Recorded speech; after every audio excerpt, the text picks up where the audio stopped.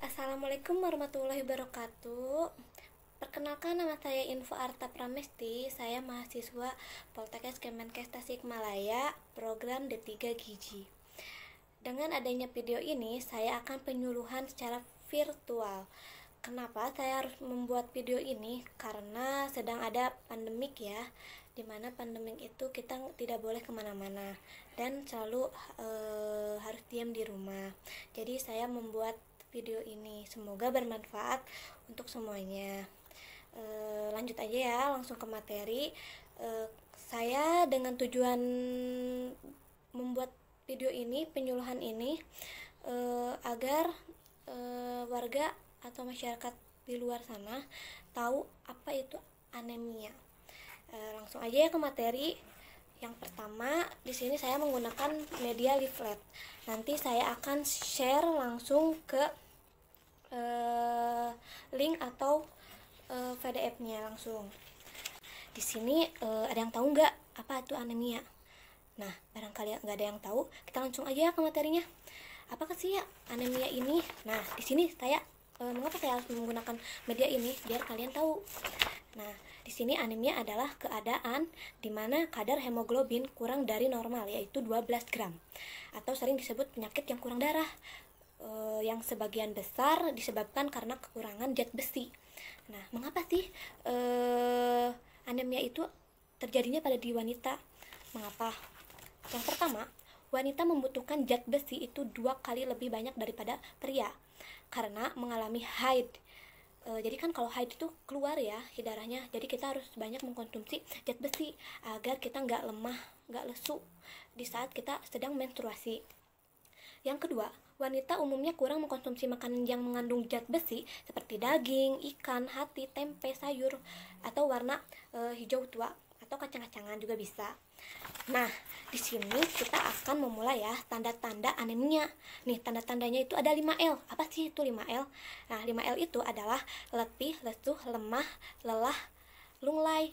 Ya, tidak berdaya gitu ya.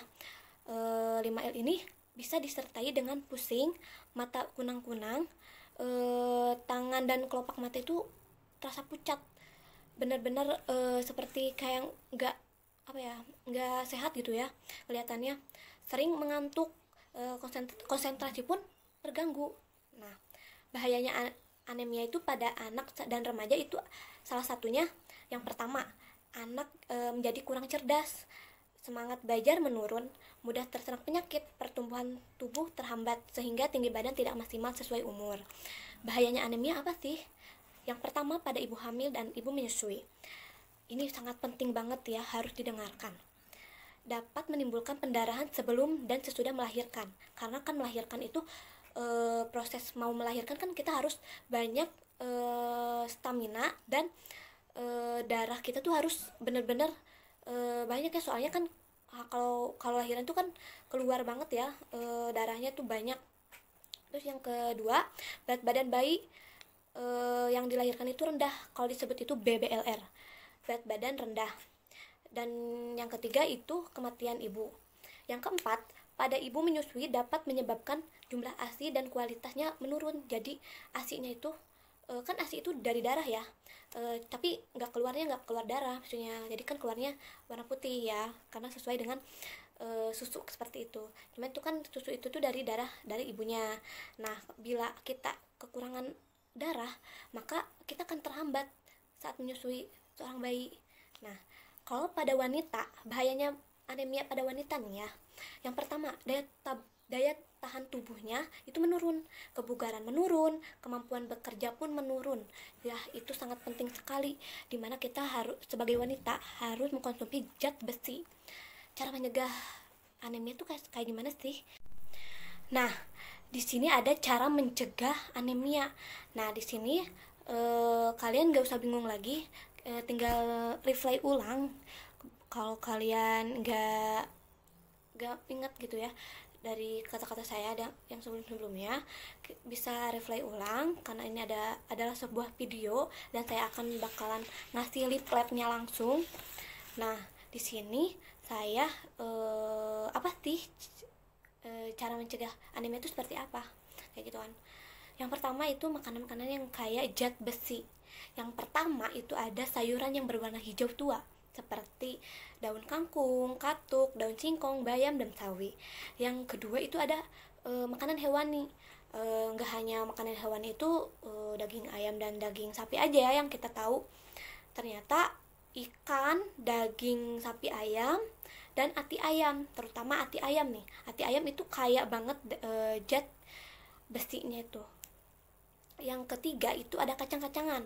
Kacang-kacangan seperti tempe, kacang merah, kacang hijau, kacang panjang, kecipir, dan buncis. Dan yang terakhir ada buah-buahan. Nah, buah-buahannya itu yaitu jeruk, pepaya, rambutan, dan belimbing. Nah, di sini ada yang lebih parenting lagi, itu pemberian minum atau tablet tambah darah atau yang disebut juga TTD. Nah, berapa kali sih mengkonsumsi TTD itu? Nah, biasanya seminggu sekali juga udah cukup, dan setiap hari selama haid. Untuk wanita ya, terutama dapat dari mana tablet tambah darah itu?